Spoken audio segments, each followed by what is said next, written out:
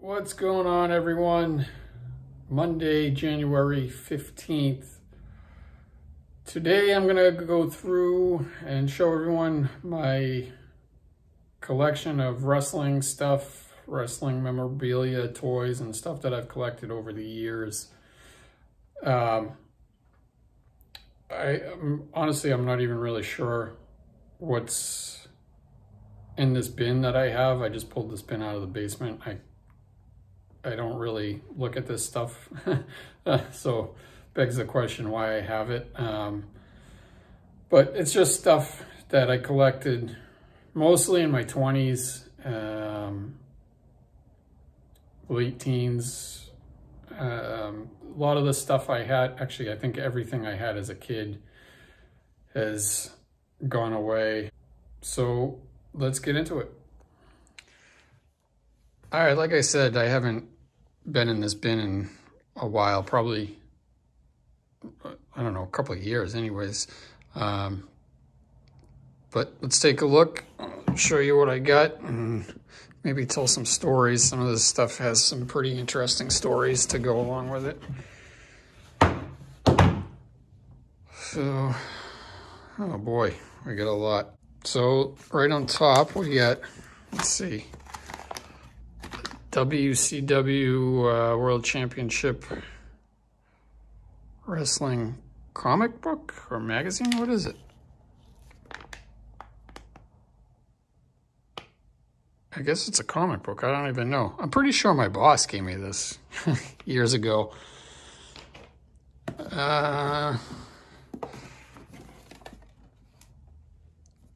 Stone Cold versus The Rock. Lunchbox. Feels like there's something inside. Oh, crap. Some autographs. Oh, that's all right. I remember this. This was, I forget if it was Raw or SmackDown. I think maybe SmackDown was at the Boston Garden. And so that's Rhino. And that's Charlie Haas. I remember I was walking outside and the two of them were just out. March 16th, 2004. All right, what else? Okay, so I know what this stuff is. I'm gonna save this stuff till the end because there's a pretty good story to go with this stuff. Okay, these are from when I was a kid. These are the back of the LJN figures. Iron Sheik, Andre the Giant, Nikolai Volkov, Hillbilly Jim, Superfly, Roddy Piper. The figures I do not have anymore. Those were tossed in the trash. Okay, this is also gonna wait. This goes with the other stuff. What do I have? Car air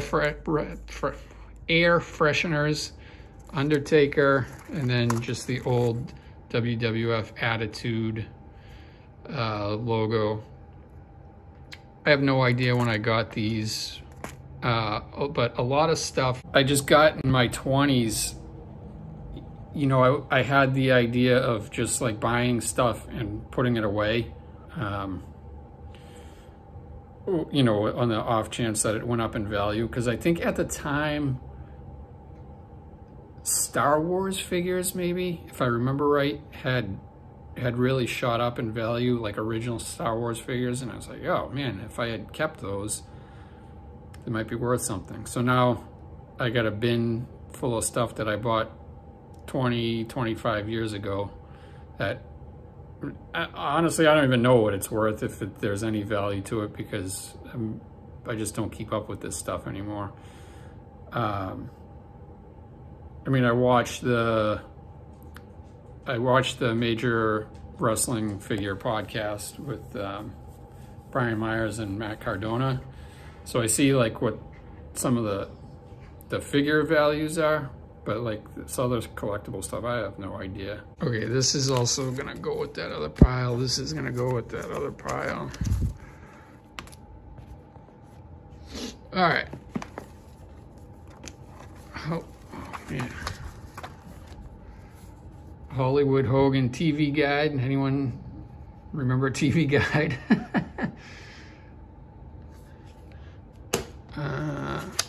Okay, this is from when I was a kid. So these are autographs. This right here is that's Tony Garea, and then that right there is the Warlord. Quick story about that. When I was a kid, my mother used to take me to the Lowell Memorial Auditorium all the time whenever wrestling came around there, which was pretty often back then. And she would always bring me around to the back parking lot to, you know, try and meet some of the guys back there, get autographs or whatever. And my favorite was the Road Warriors. And I remember Road Warrior Animal and the Warlord came out of the building together, which as a kid blew my mind. I was like, what's going on? They're supposed to hate each other. And I really wanted to get Animal's autograph, but everybody went to him, you know, so they were riding in the same car. So everybody, and Animal was driving. So everybody just went to the driver's side of the car. And I was like, well, let me go get the easy one. And I went over to the passenger side. There was nobody over there. Warlord was super nice, signed my autograph. Hey, how's it going? Whatever. And so I got that. Okay, so this also has a little bit of a story. So this is another thing from when I was a kid. Hulk Hogan's Rock and Wrestling. Oh man, the stuff inside here. See what I'm saying? Okay, yeah. All right. Hold on a second. So, oh man, old stickers.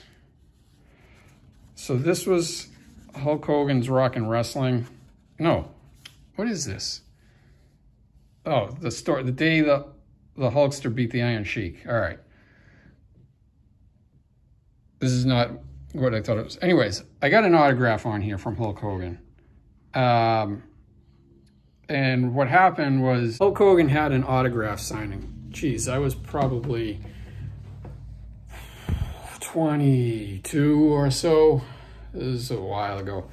It was in Tewksbury, Massachusetts. It used to be, I think it used to be World's Gym, or I can't remember.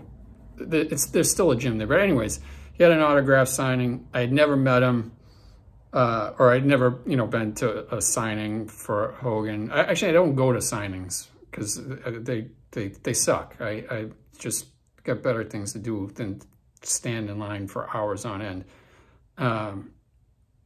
But I was like, it's Hulk Hogan, what the hell? So somewhere in this bin, there's the 8x10 that was supposed to be the only thing he was signing. And I had this book, and I was like, let me just take a shot at it. And so when I went up there, when it was my turn, you know, anyone that's been to one of these autograph signings, they know what it's like. It's just like a herd of cattle. You get like 2 seconds up there for them to sign, like, hey, what's up, whatever, keep it moving. And so the guy with the 8x10s gave him an 8x10, he signed it, and I just threw this book down. And he kind of like looked up for a second, like, I don't know if it was like, am I supposed to sign this or what, or like, you're not supposed to be doing this or what, I don't know. But he ended up just putting the initials on here. It's not, you'll see on the other one, like what the actual signature is. And then on the inside, well, okay, hold on. So that, okay, I'll just tell the story before I flip the camera back around. So after I get through the line, I walk into the next room on my way out, and there's Brutus the Barber Beefcake just kind of standing in this room, taking pictures with people and signing autographs. So somewhere I have the picture. There's the autograph on the back of someone's business card.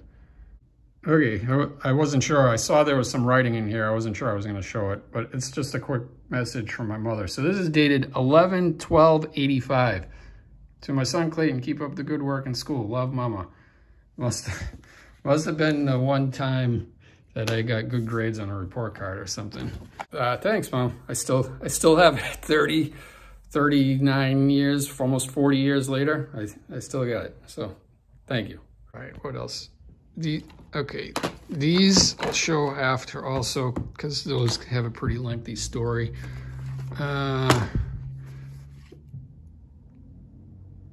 Special edition Triple H magazine. Flex magazine with Triple H on the cover. I don't think there's anything special about this one. There's, oh, hey. I think, if I remember right, there's a pretty lengthy article about him in there.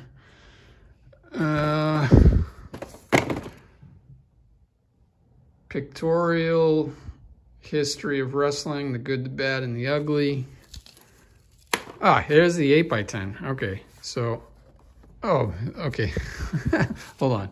I'm going to put this aside also, because that goes with that stuff. So this is the 8x10 that is what he was supposed to be signing. So you can see there the longer signature. Oh, look at, oh, Disco to Clayton, Disco Inferno. So this one came from my boss at the time. Again, I was in I might not even have been in my 20s, maybe 19, 20, I don't know, I don't remember, somewhere around there. I was working at Spencer Gifts, and my boss at the time, Christian, he was, he had to go to some like corporate meeting or something, and Disco Inferno was there for whatever reason, and he knew that I was a wrestling fan, so he had him sign it to me, and, you know, yeah, pretty cool. And now we're into the toy part of it. Let's see. So we got some figures. Back Talking Slammer Series 3. Yell at me, I'll yell back. Let's see if it still works. Hey!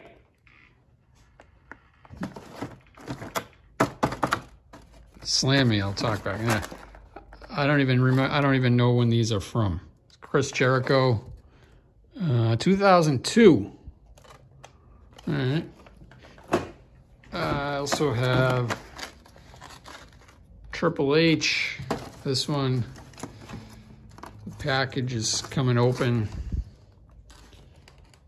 I think Jericho is all sealed up, yeah. But the package is kind of beat up. Let's see. I'm just kind of running through this stuff quick. NWO, Hollywood Hogan. What are these from? I can't find a year. Hannaford. Oh, geez, they came from a supermarket. Well, whatever. Smash and Slam. And we got the Macho Man. Same thing, Smash and Slam. With fold-up chair. Sweet. Is there a year down here? 1999. All right, this one I think is kind of cool because I've just never seen this. I tried to do some research and I've never seen it before, but it's a die-cast car. For a while they were putting out these die-cast cars with different wrestlers, but there's a British Bulldog.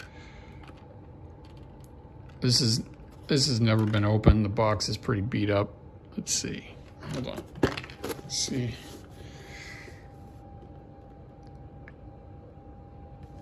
There's the back. It's got WCW sold out. So you get his picture on the hood. Something's rattling around in there. Let's see. Little fingerboard with the Rock. Kane keychain. It's like a die cast or something. There's a series: Kane, Sable, Mankind, and The Rock.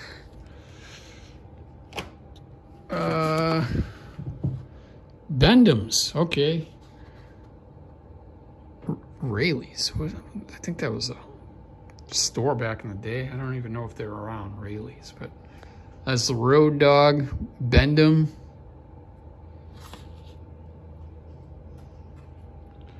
Fun fact, back in the day, in my early 20s, if you gave me a couple drinks, I could do the best Road Dog impersonation you ever heard. 1998.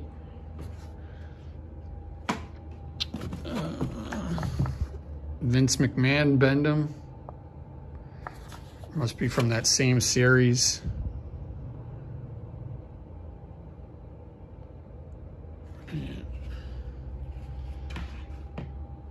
Okay. Get some bigger stuff here. We got clock. What is this? Two Time. This was all during the Attitude Era, obviously. Got Stone Cold, The Rock, Kane, Undertaker, Sable. Yeah. There's the back of it. The box is busted up here. Getting to the bottom of the bin here. All right, Titantron Live. Let's see if this still works. Holy crap.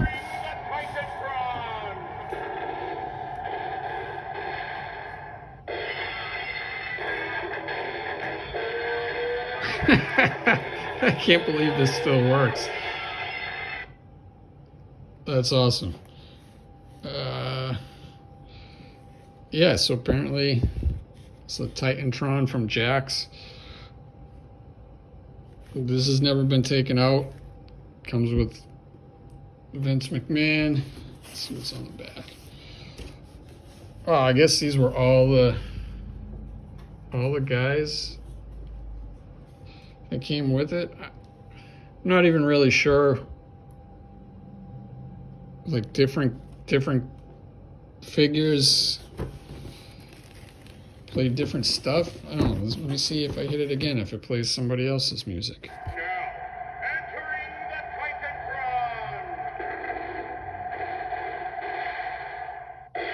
Titantron. No, still Stone Cold. Yeah, that's cool. But it still works. Okay, what do we got?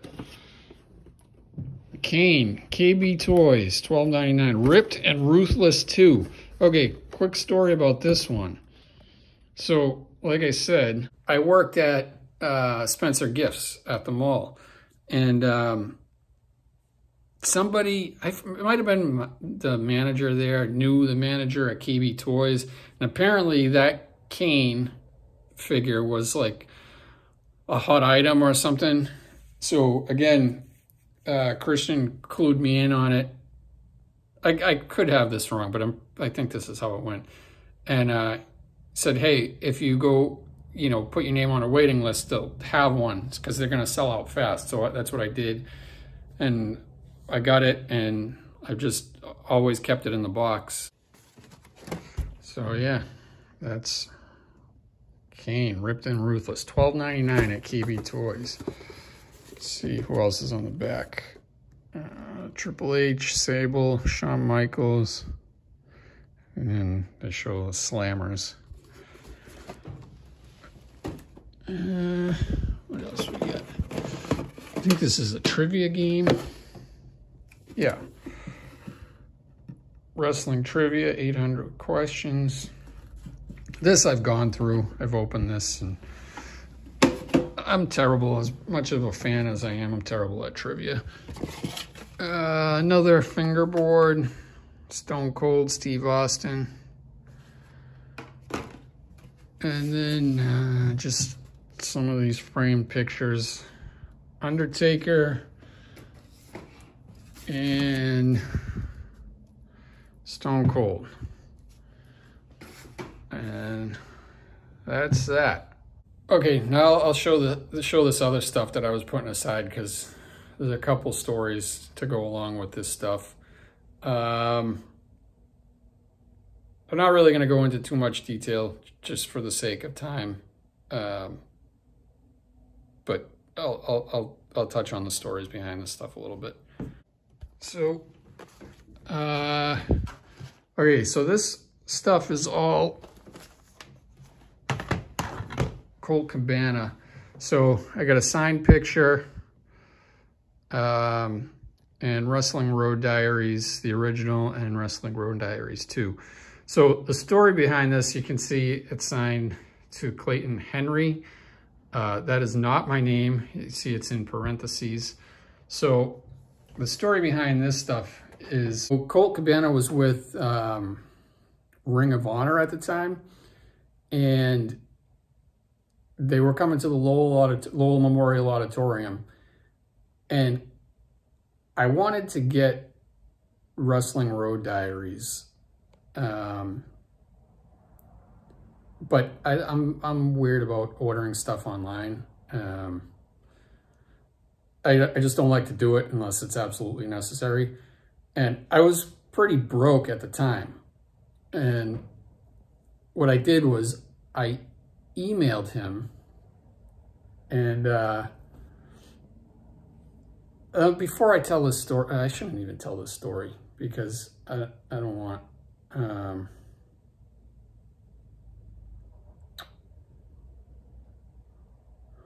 gotta think about this one for a second.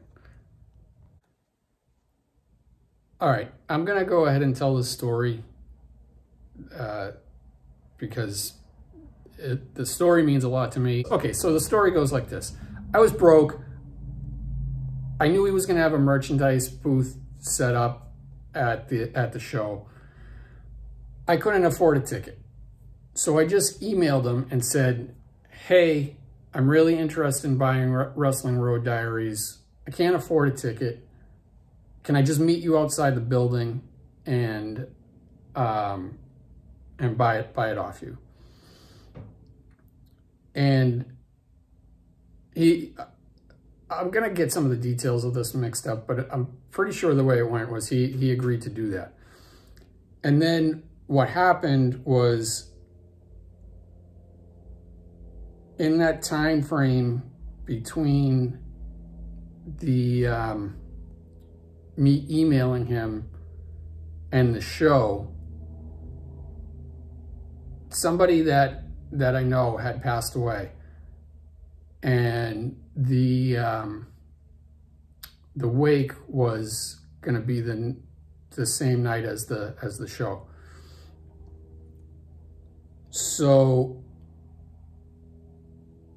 I emailed him again and I said, hey, I don't know if I'm going to be able to make it. You know, this happened, and thank you so much, whatever. And, you know, because I just wasn't sure if the time frame was going to work out.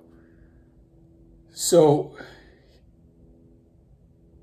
this guy, who I don't know, I'm just a wrestling fan, you know, he sends me an email back, says,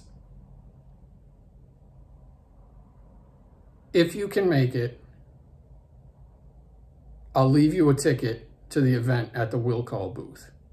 And I was like that just blew me away, you know, because he was like, you know, sorry to hear about what, you know, what happened and all that. There's a nice little message in there also. And then just the fact of like, let me do something nice for this guy that I don't even know, you know.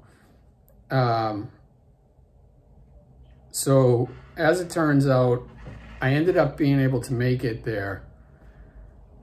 And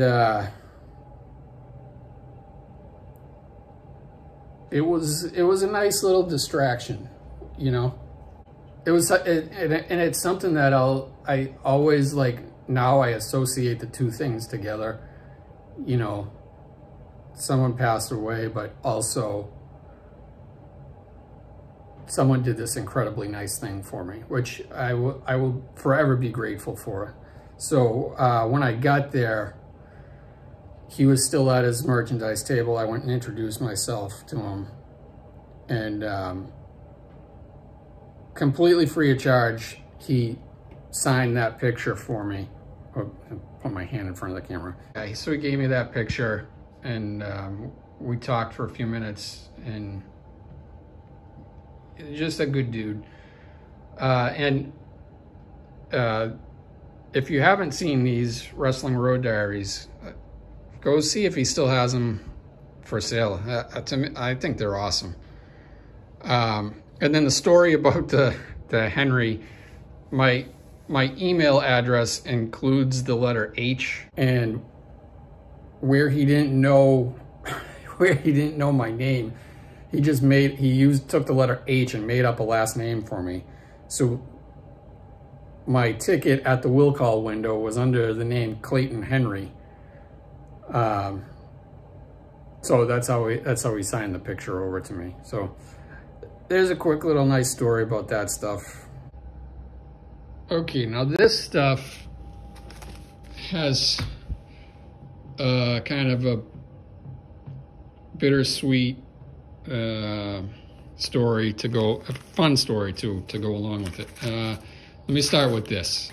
So that's a Backstage pass, September 1st, 1998. How I got that was, I was working for the Songus Arena at the time in Lowell. I was doing setup and tear down for events.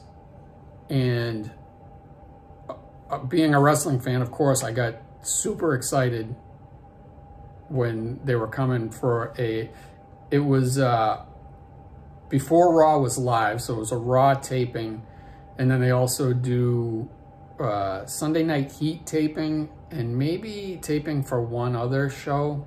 I can't quite remember. So when I got there, the day of the event, I was informed. I just assumed, because we had to tear down after, you know, set up and tear down, and most of the time we were just able to stay there for whatever event was going on.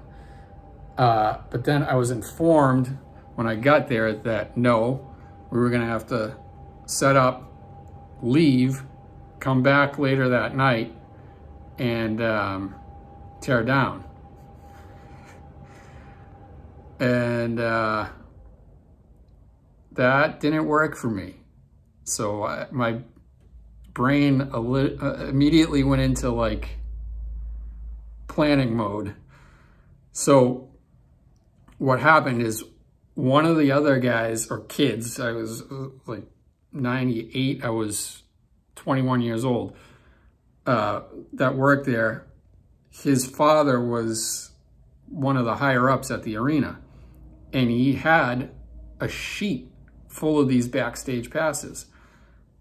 And he was telling me that this, you know, this guy that I worked with was like, oh, my dad will get us Backstage passes. You'll be able to stay, whatever.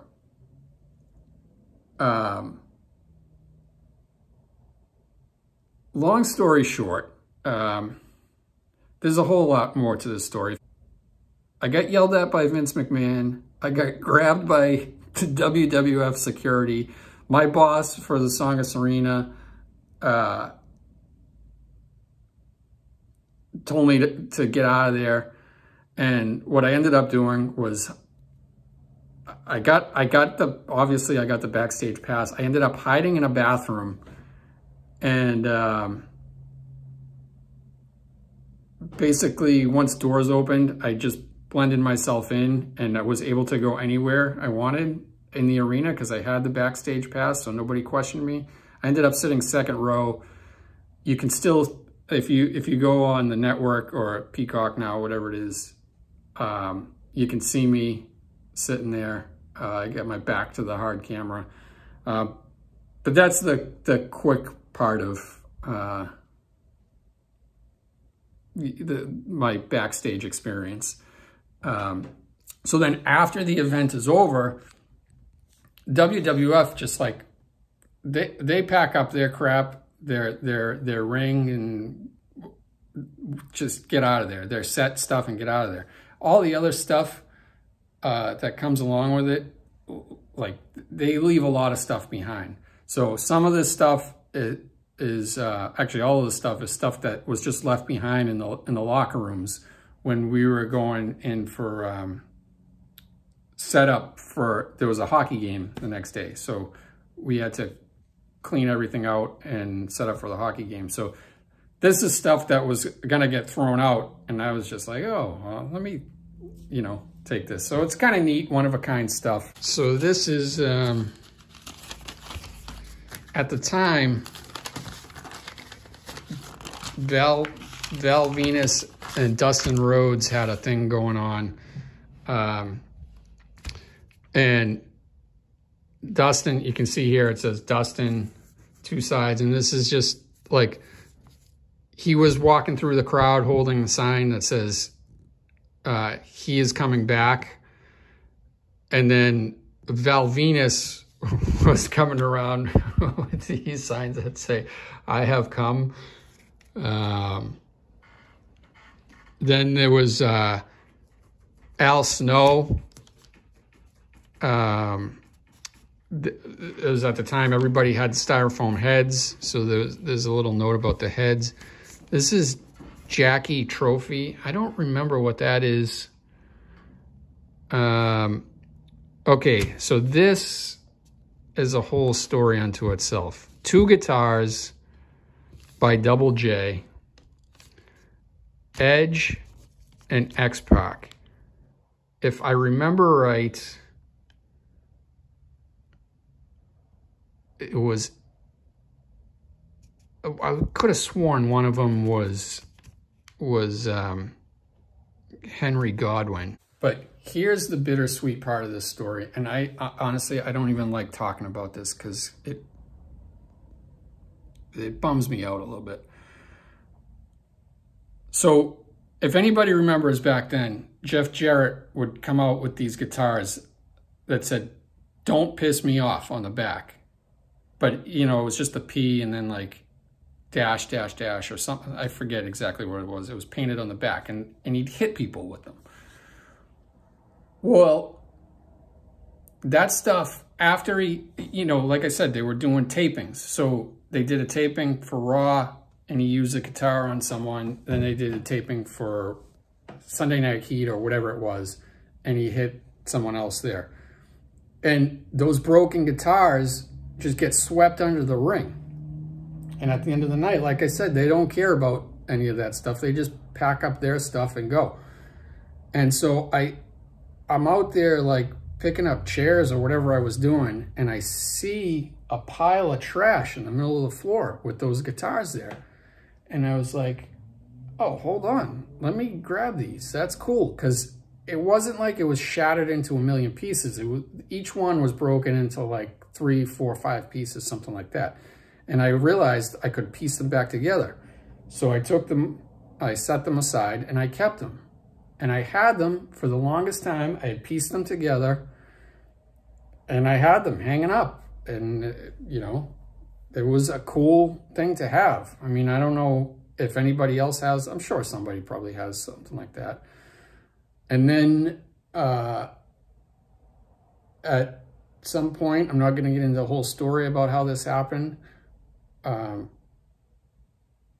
but I ended up, long story short, I ended up throwing them away for a very dumb reason. And I'm not really like a material kind of person. Like, I got this stuff that I've held on to for a long time, but now, like all these years later, like, I would probably trade like all the stuff that I have here to get those two things back, because they're just unique pieces. I have like the stuff here, the documentation to go along with it. You can see the video of it. I have the backstage pass to show that I was there. So, you know, there's no denying that they were legit, you know, stage used or screen used props, so to speak. So, yeah, that kind of bums me out talking about it. But that's, yeah, that's the story about those guitars. But all right, let's see what else I got from that night. Oh, all right, so here we go. So it was Shotgun Saturday Night was one of the tapings. So you got the match list. So Too Much versus Headbangers, Kurgan from the Oddities versus, I don't know who that is. Bradshaw versus Mike Hollow. Okay, so Mike Hollow was a local guy who well, let me finish this. Then Dan Severn versus Jesus, and then these are the referees. Mike Hollow was a local guy who ran Killer Kowalski's school for a long time. Shout out to Mike Hollow if he's out there, if he ever sees this. I had the opportunity to meet him, and super nice guy, and he's trained a lot of people that made it to WWE. Then you see here Oddities and Clowns. So if anyone remembers the group, the Oddities, with Kurgan and Golga, they had the Insane Clown Posse with them. And I remember being backstage and seeing a couple people walking around that I was like, who the heck are these guys? It was the Insane Clown Posse without their makeup on. Then once the show started, I realized, I put two and two together, who they were.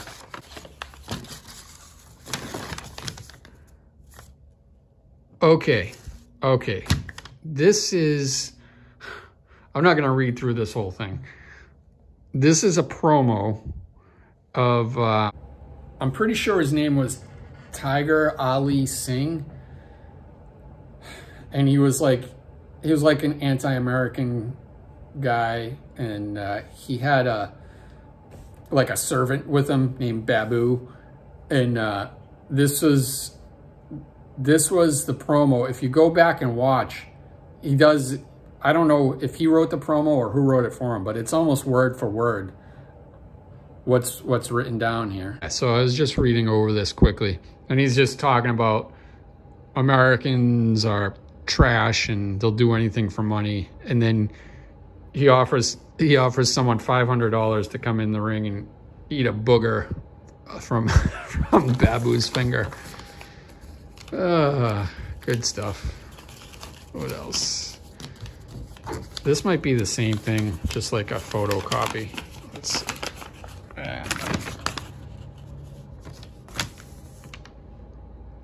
Okay, no, so this is another, yeah, so this is the same thing, but just different wording. So it's essentially the same promo, but just a little bit different wording. I think this is another.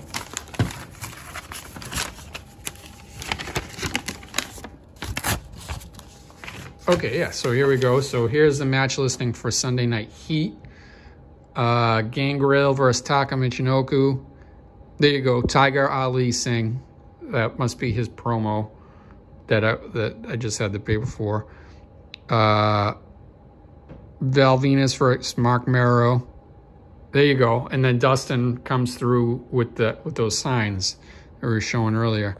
Then Lumberjack match, X-Pac versus Jeff Jarrett. So, yeah, so X-Pac got a guitar. Right, and the paper said Edge, but I'm pretty sure these are all the Lumberjacks.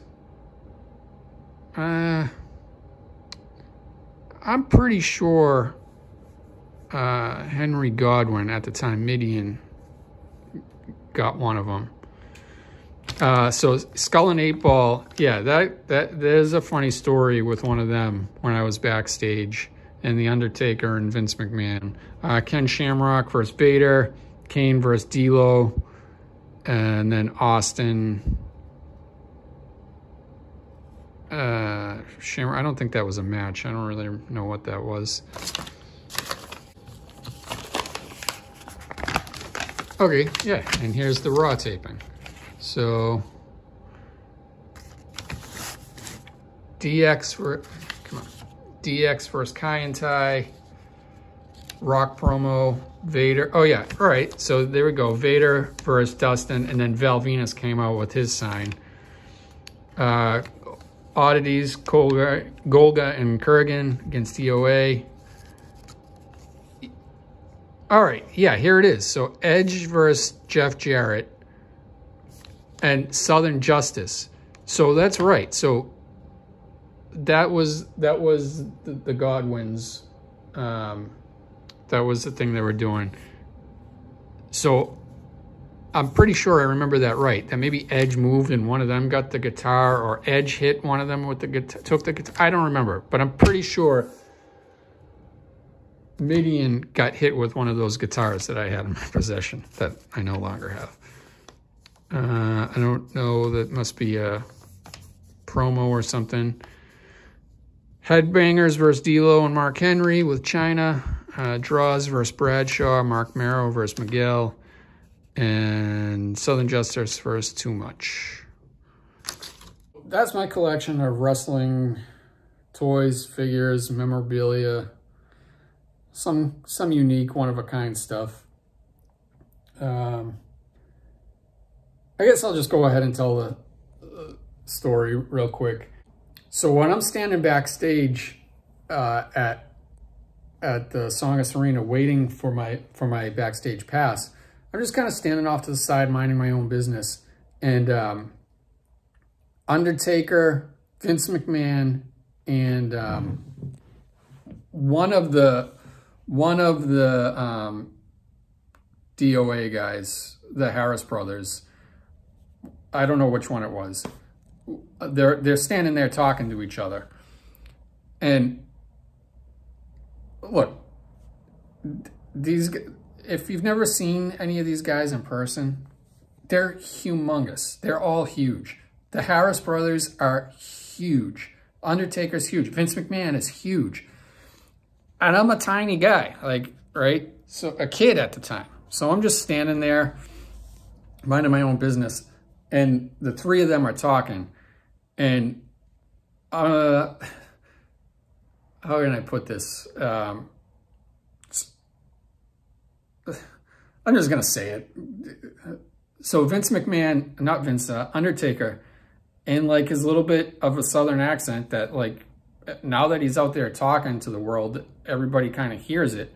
But at the time, 1998, I didn't know the Undertaker had a Southern accent. So he's talking, and he goes, Vince, I swear to God, man, I'm not going to try to do a Southern accent, but he goes, Vince, I swear to God, man, you should have seen the size of this guy's pecker. Right? Now, here I am, a lifelong wrestling fan, and I hear this, and I'm like, what did I just hear? And Vince and the three of them start cracking up laughing. I start cracking up laughing. Now I'm standing like 20 feet away from them. And Vince, like out of a movie, turns to the side while he's like hysterically laughing, turns to the side, sees me, immediately stone face, and comes over and is like, you know, starts questioning me. Who are you here with? And I'm like, I work for the arena, yada, yada. I'm waiting for someone. And he's like, not quite in like that you're fired Vince McMahon voice, but pretty damn close. He's like, go wait somewhere else. So I'm like, Okay, so I'm trying to figure out like where to go because I was told by the other guy to wait there for my pass. So I'm like, which way do I go, you know? And then while that's happening, probably not even a minute later, WWF at the time had this security guy who, if you watch back then, you probably all know who he is. He wasn't that tall. He was always like crouching down ringside.